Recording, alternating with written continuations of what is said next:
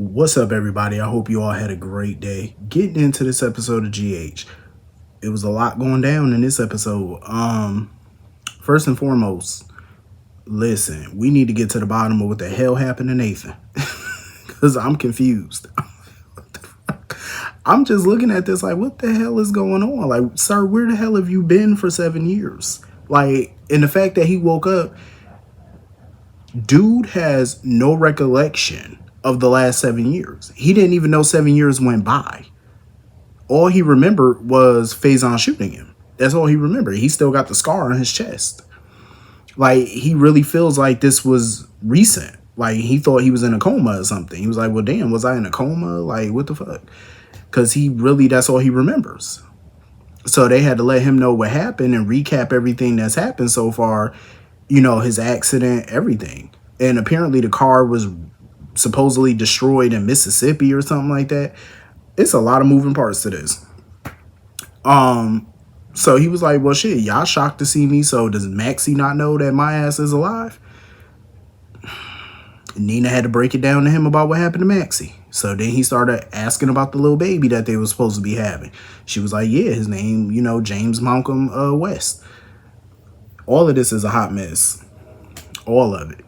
And you know what? What happened to Nathan is somewhat reminiscent of what happened to Jason. Because remember when Jason came back in 2017, he did not know 5 years had passed. It didn't feel like 5 years had passed for him. So now Nathan, for him, it didn't feel like 7 years has passed for him either. I'm guessing whoever was holding Britt at the Five Poppies, the boss, this C person, I'm guessing that this is tied into that. So whoever this C person is was the one who held Nathan all these years as well. I'm like, were they giving him medication to fuck with his memory? Like, what were they doing? How did he end up in that truck? Like, did they orchestrate him getting in that truck? Like, did he finally realize who the hell he was and try to escape? But he doesn't recollect. He doesn't recall anything other than 7 years ago. All of this is a hot ass mess. It's a big bed of mess, and I'm here for it. I like this kind of story. I'm very fucking curious. What the hell is going on? Like, is this the Twilight Zone? Like, what? Who is this C? Like, this is awesome, interesting. I will give kudos to the writers on this one. I have to, personally, 'cause I like this. I am liking this shit so far. Hopefully they don't drag it out for another 2 years or some dumb shit, but I'm liking it so far. It's good to see Lil Nathan. Welcome back. You're amongst the living. Hallelujah. Cause I know Anna and Nina are just as fucking confused. They like, well, shit, we gotta get to the bottom of this. Speaking of Lil James, I felt bad for that little boy. When he was at the stables with Cody and stuff like that, and he was talking about his mom watching over him, he was like, no, she more likely dreaming about you, because she's not gone in that kind of sense, like your dad is gone, but he watching over you. Your mom is not technically gone, but she's dreaming about you, trying to, put it in terms that he would understand, Felicia was just all out of sorts, and Cody recognized it, so of course he sent Lil James away to talk to Felicia to figure out, all right, what the hell going on with your ass? So she told him about Nathan and whatnot. I love that Cody's gonna step up. He's really trying to step up to navigate this thing for Little James and make this, easy for him, because it's not gonna be easy breaking it to him that his father is alive. And trying to get him to understand the whole thing. Because you can't get him to understand something y'all don't understand your damn self. Like, none of us understand it. Well, anybody who's been watching General Hospital long enough should know. We get shit like this on a regular. People just popping their ass up from the dead. You're back amongst the living, so we could kind of understand it. But it was sad watching Lil James tell Cody, oh, I wish you were my dad instead of my uncle. That was sad. Because this little boy has never known his father. Never met him. Never knew him. And that's really sad. And he's really took to Cody, and really looked up to him as a mentor, as a, father figure, which is pretty dope. I feel like Cody could be the James what Mac was to, Robin and Maxie and, little Georgie and stuff, That's, well, not little Georgie, but, Georgie Sr. I feel like he could be that, he could be that second dad for him. But I can't wait to see these scenes with Nathan and James. I can't wait to see that. Him meeting his son for the first time and trying to bond with him, and that's gonna be pretty cool to see. It's gonna be some interesting shit. So anyway, moving on from that, we got another hotbed of mess. Jordan, Portia, Curtis, Isaiah, all of this is just, whew, Lord have mercy. They need to be in the green room of the Jerry Springer show. I swear to God, with this kind of mess. Portia is just done at this point. Like, Jordan was all types of confused because Portia was like, well, shit, if you looking for Curtis, he at his house. And Jordan picked up on that real quick. She said, what you mean his house? She said his house. She said, I'm done. I'm moving out. He can have that shit. Portia was like, I don't want to be, my marriage is done. And what's so funny to me is Portia's not blaming Jordan. She claims she's not blaming Jordan for the downfall of her marriage because she said that there was already underlying issues in their marriage before Jordan or whatever. I call bullshit on that partly. I mean, they definitely had issues, in their marriage for quite some time. But it's so funny how she's now trying to lift the burden of guilt off of Jordan. Because for the last few months, all summer long, we have watched her literally get insecure, jealous every time she saw Curtis and Jordan talking. Every single time. She tried to make it seem like Jordan was still having feelings for her husband and vice versa. And, she felt like she was seeing that. And don't get me wrong, it wasn't like she was totally wrong, because she wasn't. But the thing is, they didn't cross that line. You know what I'm saying? But see, that's what pisses me off with Curtis. That's what pisses me off with him, because he was sitting here trying to tell Marshall, like, oh, at first it seemed like he was trying to put all the blame on Drew. Like, oh, Drew messed up our marriage. It's not all on Drew. Your wife, part of this is your wife. She kept secrets. And another part of it is your ass. You know what I mean? Because Curtis likes to act like he's the prize. As if all these women just lie and he's, a virtue of truth, which is not true. He act like he's never told a lie in his marriage before. Like, sir, you have feelings for your ex-wife. You never confessed these feelings to your current wife. You never said, hey, I got to be honest with you. I'm still, have some residual feelings for my ex-wife. I still, feel this type of way about you. You kept that shit to yourself. Well, not totally to yourself, because Marshall knew. Jordan pretty much knew. You know what I'm saying? They knew this, all except your wife. Like, in the back of Portia's mind, I know she knew. She had intuition. But he was never forthcoming with her about this.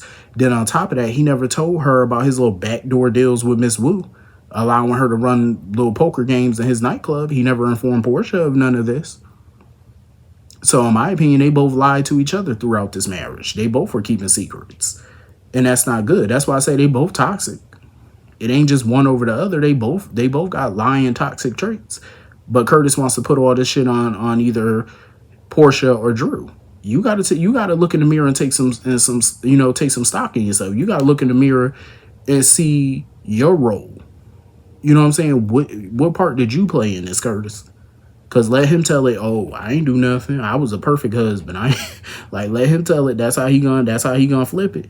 And we all know that's not totally true. That is not true.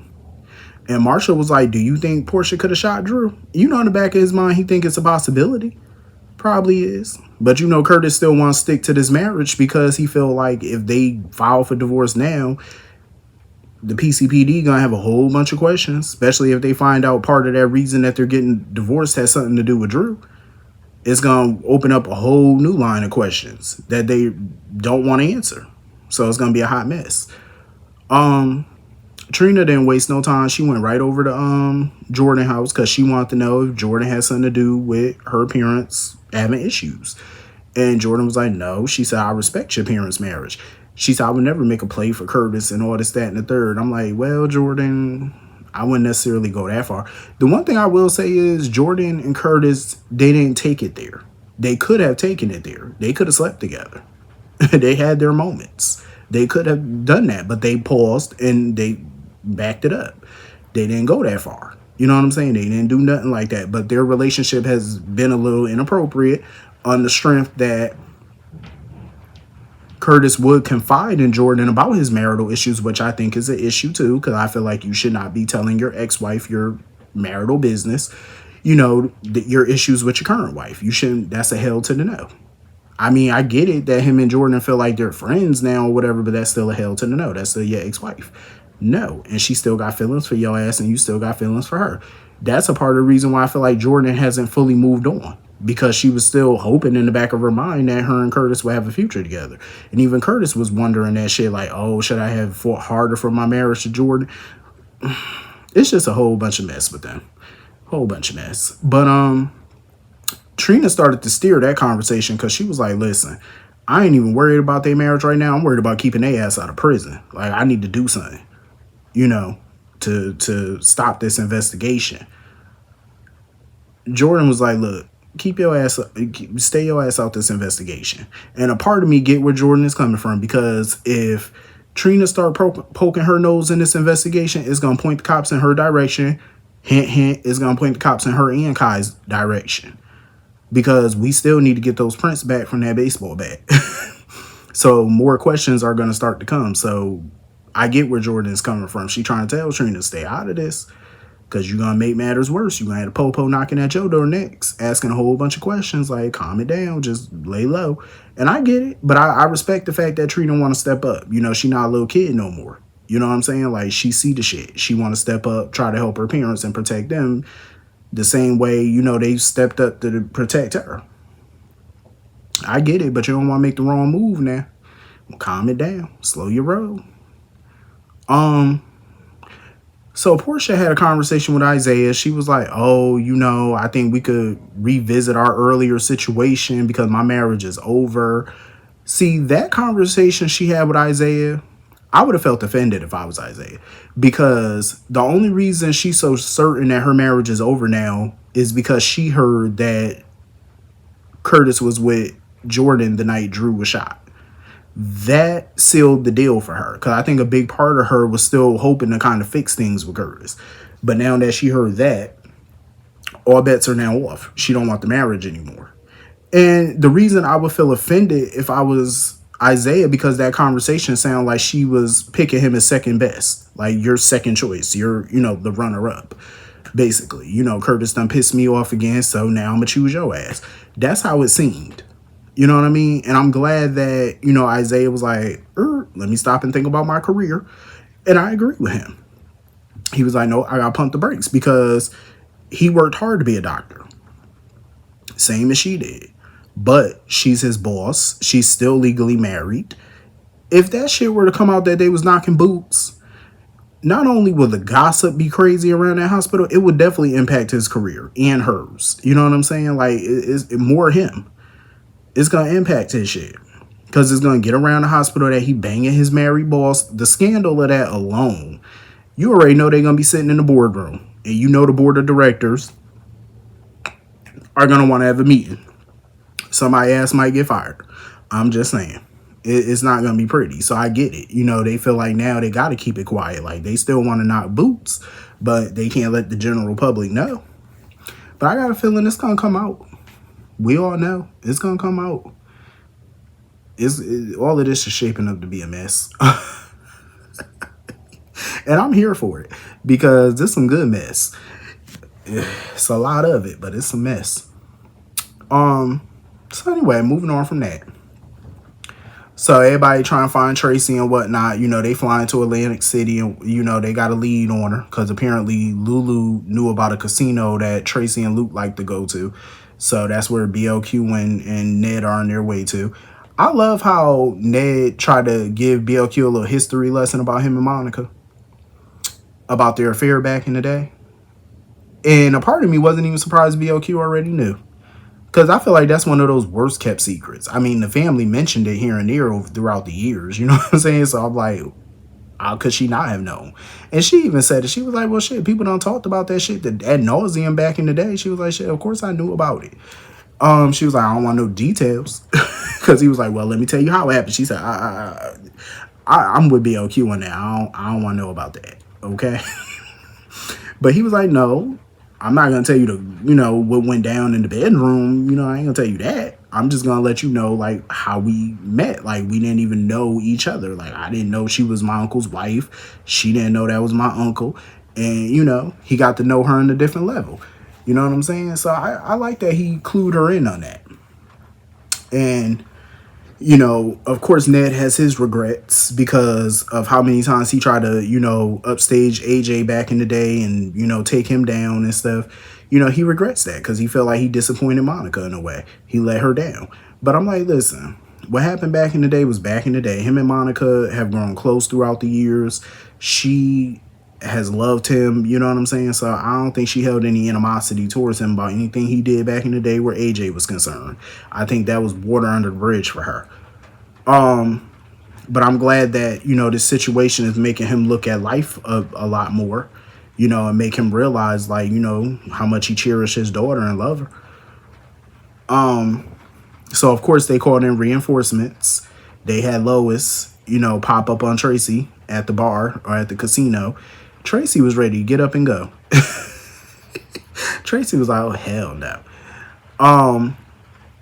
But I like their conversation, because Lois made a lot of good points. She said, at the end of the day, you're the matriarch now. You know what I'm saying? You're the head of the family at this point. You need to be there, be strong for that family. You need to be there for them and be at that funeral. But I get why, Tracy didn't want to go. I totally get it. Because when Tracy had that conversation with Ned, I fucking love that conversation. Because the way she just broke down, and she was like, she's just so sick and tired of burying people. I mean, between Gregory, between Alan, between her parents, between Luke twice. She was like, I am so fucking tired of funerals. She said, I'm tired. She was like, I don't want to go to this shit. And then try to be all strong, talking about something, oh, Monica wouldn't care if I went. She don't want me to be there. That's a lie. Monica definitely wants you to be there. I feel like Tracy is so relatable in this because I believe a lot of people, myself included, have felt that way when we keep losing loved ones. You know what I'm saying? Like, you just can't bear the thought of going. And I also think Tracy doesn't want to go because she knows that if she goes to this funeral, it's final. It's going to become real to her. You know what I'm saying? Like, Monica's really gone. She ain't coming back. Like, you really got, this is the final goodbye. You really have to say goodbye. But I love how Ned made her a deal. He was like, let's play for it. She was like, all right, cool. She was like, because Tracy was like, let the cards decide. Ned was like, oh, God. She was like, nope, let the cards decide. So she said, if she win, she ain't going. If she lose, she going. She told the dealer to hit her on 17. And if I remember correctly, Lois told her to never bet 17 because the next card the dealer pull, it could bust you. So I think she probably did that on purpose. Did 17 just to test that theory out to see if she was gonna bust or not. But another part of me feel like she hoping she does. 'Cause I think deep down Tracy want to go. She's just too scared to go. But I think she wants to go. She definitely want to honor Monica. And I hope she do, Well, we all know Tracy definitely going to the funeral. But I love that scene, though. I could totally relate. It is hard saying goodbye. And it is. It is totally hard, man. Because you don't ever want to say goodbye to people that you love. Because she just feel like Monica should not be gone. Monica should still fucking be here. And I totally agree. But anyway, that was the entire episode. Hit the comment section. Let me know what you all thought. And I will see y'all all later. Peace.